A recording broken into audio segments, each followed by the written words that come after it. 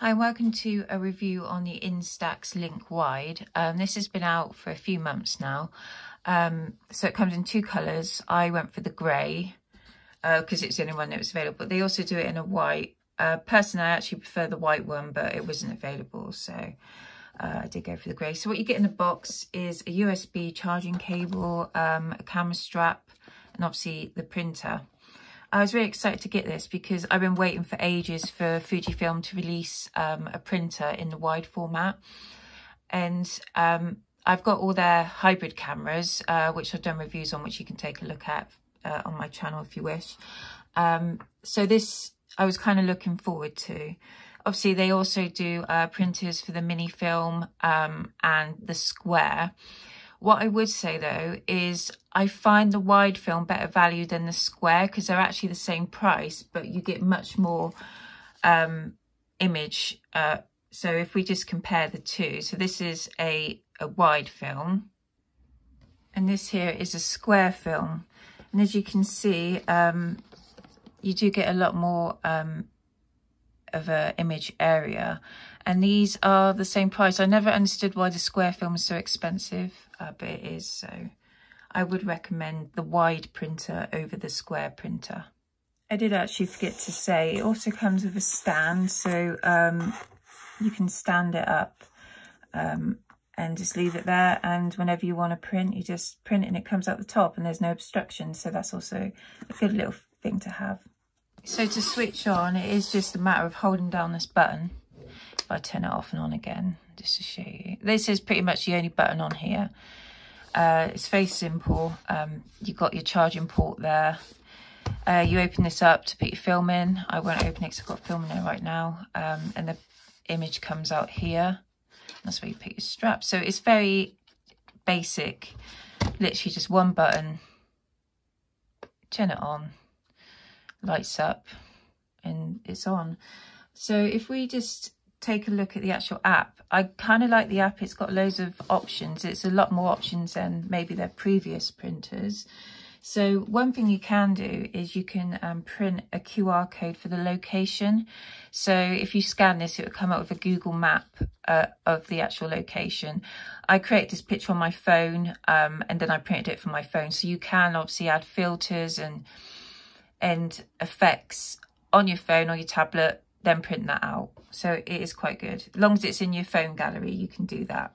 So let's just take a quick look at the app. So this is automatically connected and it tells you how much film you have left and the battery life. So it's 50% and I've got 5 pictures left. So it's like one of my favourite things is a collage print. So if I just show you that, you can put many pictures onto one film, and obviously this is an option with this film because it's bigger and it's easier to do that. So if we just go for like 2, and then what you do is you select an image from your gallery. If I just select 2, I'll go for our cat. There you go. And other things you can do, you can play around with like colour and stuff. So if I add a filter onto, say, this one, there's not many filters. There's only 2, monochrome and sepia. So if I go for monochrome for that one and say sepia for that one. So there is some options there for filters, and other things you can do. You can obviously rotate, zoom. You can change the brightness, contrast and saturation. And also you can add text. So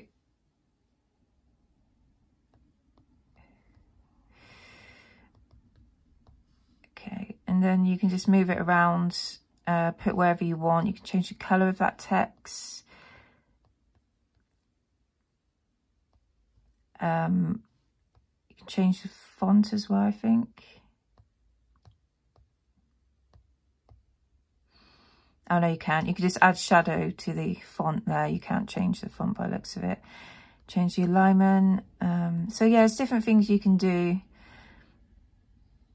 there with that. And the QR code, there's different options here. You can link to a website, so when they scan it, a website comes up.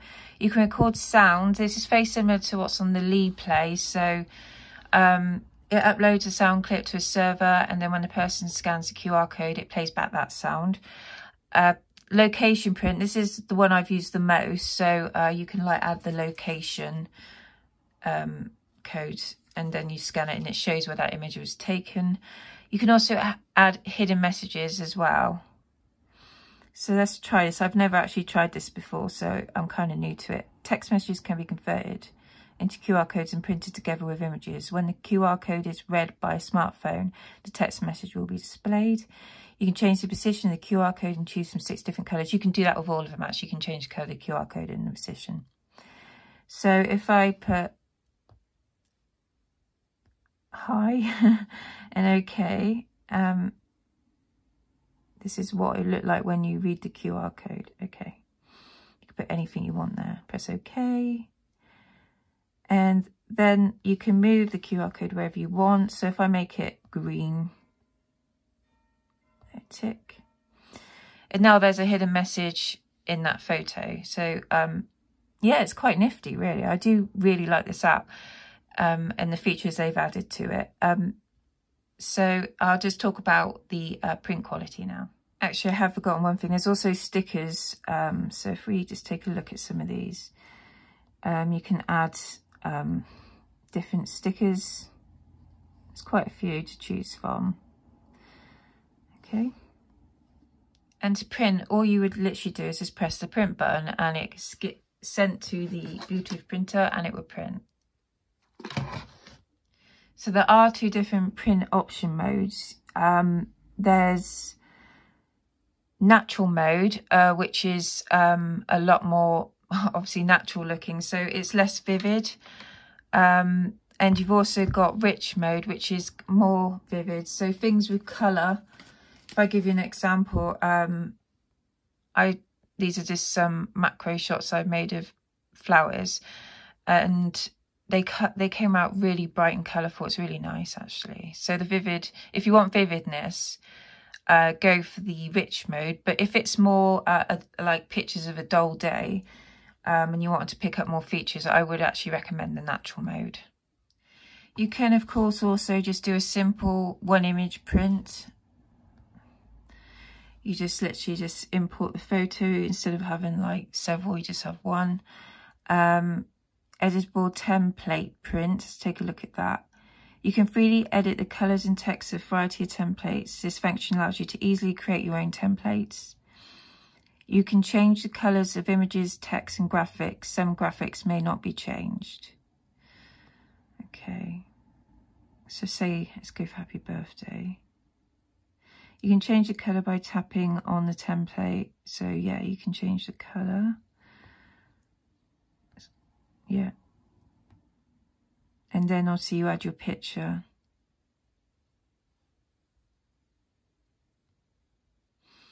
Yeah, so there's templates as well, which are pretty good if you wanted to send someone like almost like a birthday card kind of thing. Another thing you can do is, there's loads of options there. You can sketch, edit and print. I've not used this neither, actually, so this is a new experience. Okay. So I think what you do with this, you import like writing and you can then add it to a picture, I think. Let's try. The camera on this tablet ain't very good. Let's just go for the Fujifilm. It's going to look awful. But, okay. Ooh. Right, so. Ooh, this is weird. Can change. Don't know what these do, to be honest. Oh, I see. So you can delete things out. Just leave the writing.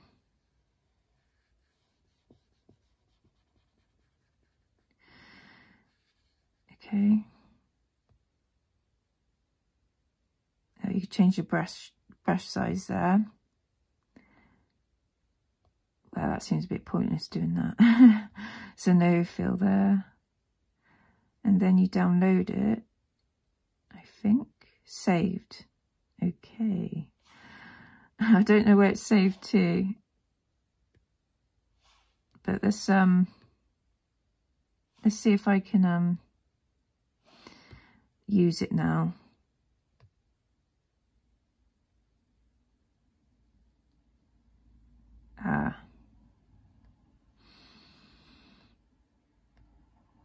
It's a bit slow.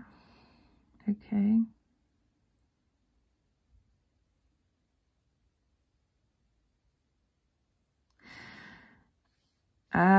Okay, I know this is a rubbish example, but yeah, so you can like take a picture of something that you want to add on top of the picture. It could be writing or something like that.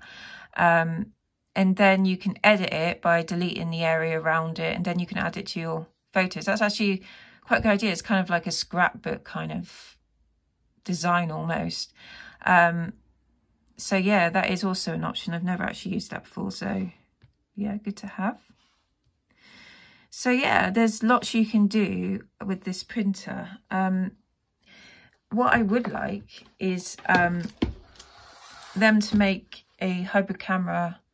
Just, I don't know, put a lens there and some buttons and a screen on the back, like they have done with like the Mini with the Lead Play and the Evo, and the Square, the Q10 and 20.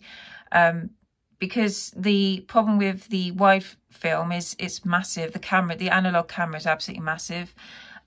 And it's very noticeable. People look at it and go, oh, that's a funny looking camera. So if they were to do like a camera, that would also be pretty good. So yeah, it's quite a good little printer. So in terms of specs, the dots it prints is 800 times 1260. This is in line with their Square hybrid cameras. They print at 800 times 800. So it's the same resolution, just obviously bigger. So yeah, the print resolution is 12.5 dots per millimeter. That's the same as the Lead Play prints onto the mini film, but obviously the picture is much bigger. Yeah, it prints very vividly, very nicely, and I do recommend it. Obviously the resolution maybe isn't as good as, say, the Evo when you print from the camera. I think it's 25 dots per millimeter, but to be honest, I never really notice much difference between that and the Lead Play in terms of resolution. So yeah, it's I do recommend it, and I just hope they bring out a wide hybrid camera next. Thank you for watching. Goodbye.